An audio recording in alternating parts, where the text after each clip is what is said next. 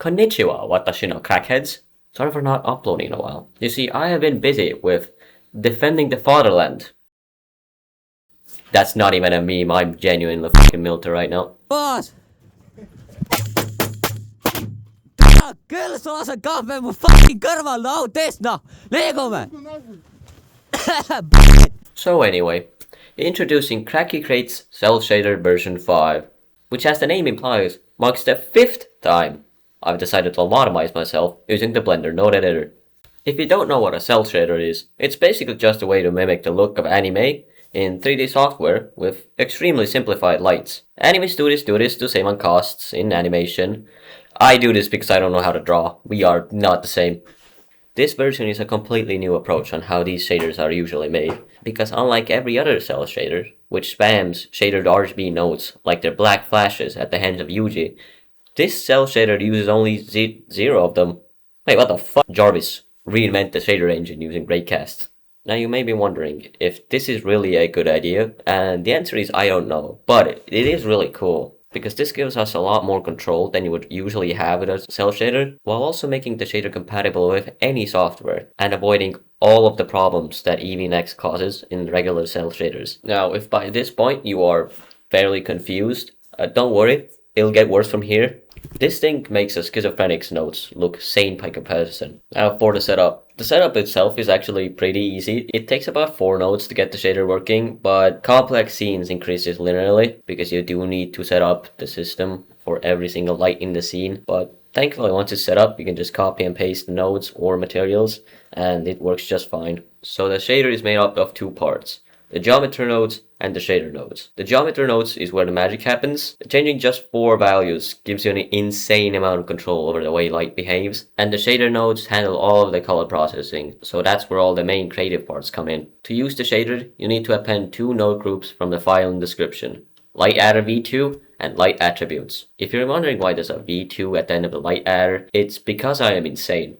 So for the actual setup, the first thing you're gonna have to do is select your object, go into the geometry node setup, and add the light attributes node to your stack. Connect the mesh inputs and outputs, then add an object to your scene that will function as a light. I like to use empties because they're really easy to find in your scenes, and also it confuses the shit out of everyone that looks at your scenes. Then simply add the object info node of your light object to your geometry node setup, then set the coordinate system to relative, and plug the location into the appropriate node input on the light attributes node. Then you're going to have to name these 2 attributes. If you're just going to use a global light, you don't actually need the distance, so you can leave that empty, but you do need the raycast, so name it something that you can easily find later. I like to use a schema of R followed by whatever the light is named. Now you can see that there are 4 values which we can change, but for now we're going to leave them empty since we can't really see what we're doing, so there's no point in changing them yet. Now we're done with the geometry nodes, we're gonna have to go into the shader editor and continue from there. So first step, create a material. Second step, delete the principal Bravo Sierra Delta Foxtrot. We're not going to use it, it's terrible and it's cringe and I don't like it. Then simply add the light adder v2 node. After that, simply add an attributes node, set the geometry nodes, and plug in the name of the raycast and distance attributes. I recommend just copy pasting them so you don't make a typo and have to debug it for 4 hours. Now that they're plugged in, the shader is basically ready. The value we're actually going to be using is called lit color. It's the second one from the top. If you want to just tweak the values, it's a lot easier to work with just the mask. Sit here, plug it into output, and it shows just what is being illuminated in black and white values, so it's really easy for debugging. But yeah, that's about it for the setup. If you want to add more lights to the scene, just duplicate the light adder and light attributes nodes, plug them in, and you're good. So you may be wondering why we're doing all this insane shit when you could just pop down the shadered RGB node with a color ramp and call it a day. Well, that's a great question.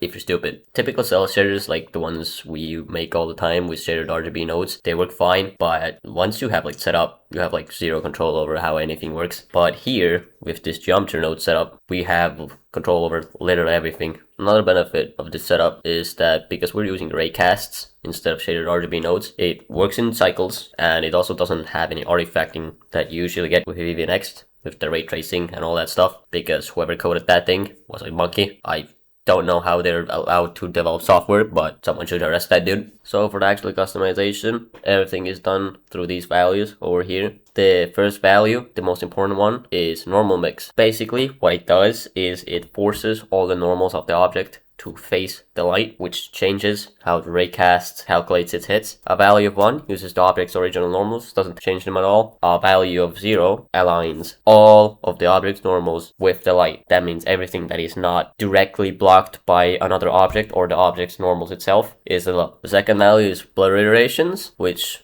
is pretty obvious. It's iterations of blur added to the value of the raycast. More blur fixes artifacts, smooths edges, makes the object just look better, but very high values will brick your fucking CPU. From experience, I have crashed a lot of times while developing this thing. Third value is blur weight. This just controls how strongly the blur is applied. The fourth value is called normal mix range max, which is kind of insane, and I'm not entirely sure why I added this. So basically the way this thing works is that it changes the normal mix value over distance. You should leave this at 1 unless you're making like a match burning on someone's hand, which is already a thing you can do, but this value just helps a little tiny bit. But yeah, it's a really weird value. You can use this if you want, but it's weird. And that's it for all the geometry node shenanigans. Next up is the stuff in the shader options. Distance threshold is a value measured in meters, or feet if you're a peasant. This defines the light's maximum range, basically just how bright the light is. The higher the value, the further out the light reaches. It's as simple as that. Raycast cutoff is a weird one. It defines at which point the is-hit value of the raycast is cut off, so the blur value. If you have artifacting, you could try adjusting this. I find that with objects that have very, very weird normals, it can be really useful. But if you don't have any problems, just leave it at 0.5, because it will cause problems later if you change it. The last of the customization variables is raycast mask, and this is a 2-bit color input that you can use to literally paint on light. We don't call this shit non-photorealistic rendering for nothing. Using it is as simple as creating an image texture, plugging in the UV, then connecting the image texture to the raycast mask input, and painting to your heart's content. Painting on light follows a 3-color system. Red makes light not affect an area, so if there's light somewhere you don't want it, just paint it red and it disappears. Blue forces an area to build it up at all times, so if you want somewhere to build it up all the time, just paint it blue and it will build it up at all times. Green defines an area in which light just behaves normally. The applications of red and blue are obvious, but allow me to explain green. For example, you want half of a character's face to always be dark, but you want parts of it, like the under eye or the nose, to be illuminated when the light shines on it. To do this, you make a fully red mask and paint green areas in which you want light to affect. Red forbids the shader from working in a certain area, and green allows the area to be illuminated by light without being constantly illuminated. Now for the best part of every tutorial. How the thing works. No.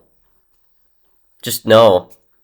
I'm not explaining this shit. There are like 200 nodes in this thing. I refuse to explain it. Don't ever hand assemble this thing. There's a reason I have a download link in the description for free. This thing genuinely just gives me nightmares every time I press the tab key. If enough of you complain, I can make a video on how it works, but I'm gonna be honest, I didn't document it. I don't remember how it works, so I will have to, disassemble and reverse engineer this thing. If you have a problem with the shader or want help with like modifying it, you can DM me on Discord and I will help you as much as I can. But yeah, you're not getting a tutorial from me, dog. So anyways, that's about it for this year's upload. I'm gonna go back to playing Sleep Deprived Hide and Seek with rifles in the forest. If you have any questions, either drop a comment or message me on Discord. The files for the Cell-Shader can be found on the first link in the description. The download is free, but you do have the option to give me money if you feel like supporting me. Don't expect any new videos or big projects until I'm out of the military on June 12th, but I will respond to questions as much as I can. Also, if it sounds like I don't have a soul anymore, that's because I'm a turret gunner and our souls get sucked away as soon as we pick up that Browning. I'm only kidding, it's because I've slept like 8 hours this week total. I'll recover eventually. Anyways, watch Drowning in the Franxx. It's absolute cinema. This has been Zulu3, over and out.